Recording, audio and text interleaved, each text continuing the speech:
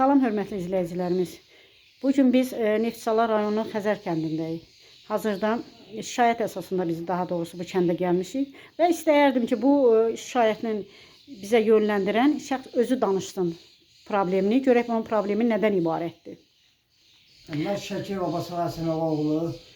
Bizim bələdiyyə torpağımız 80 hektar örüş sahəsi bələdiyyə torpağı atam götürmüşdü. 30 il bundan qabaq istifadə eləmişik. Malqara saxlamışıq. Müəyyən hissəsini əkmişik, malqara saxlamışıq.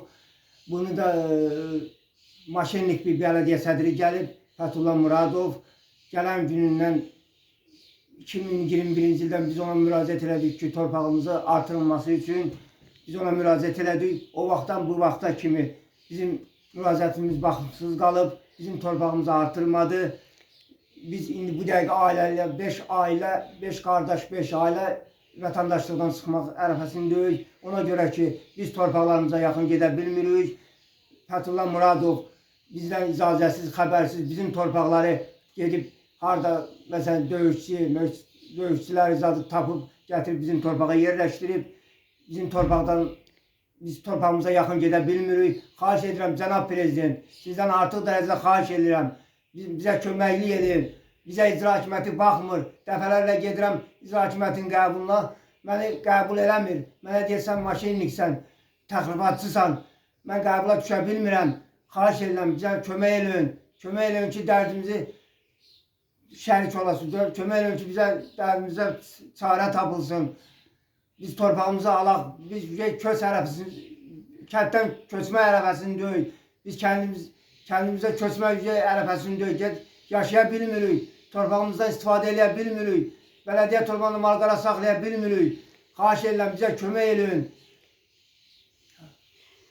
Mən bildiyimə görə sizin əlilliyiniz də ləğv olubdur. Biraz da bu barədə mümkündürsə?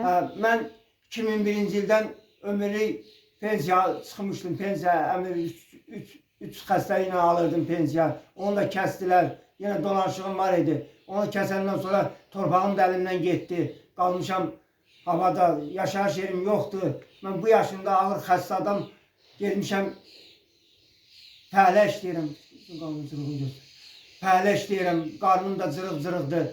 İstəyəcəm, göstərə də bilərəm. Mən ona görə işləməyə qüvvətim yoxdur. Məcburiyyət qarşısında işləyirəm. Qız uşağım var. Mən dərdimi kimə deməliyəm?